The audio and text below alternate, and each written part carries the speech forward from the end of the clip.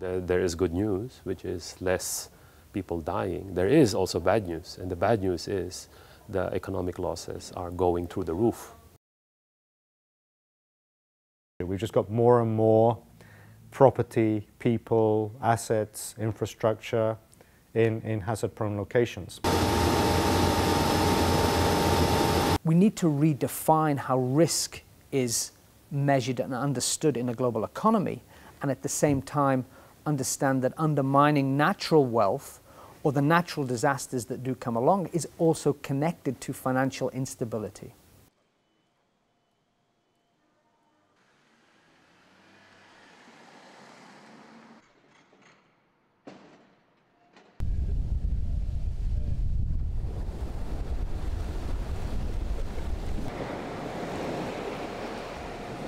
The economies of a lot of the small island developing states, whether it's in the Caribbean, in the Pacific, in the Indian Ocean, typically depend on tourism income for the value of 40, 60, 80% or more of their exports. So what this means is that, a disaster in the tourism industry is not just a disaster for the hotels and for the people who own the hotels and the resorts. It becomes a disaster for the economy as a whole.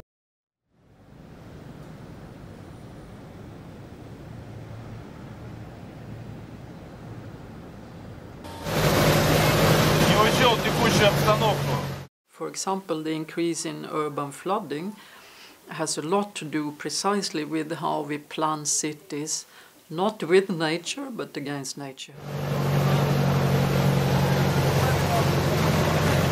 The studies we've done in this report tend to show that in general, there's still fairly weak incentives for actually getting disaster risk factored into urban development.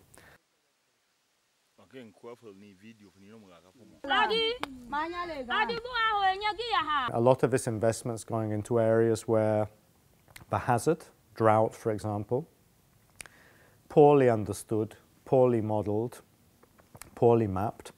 So it's very difficult, I think, for these companies to calculate the risks to themselves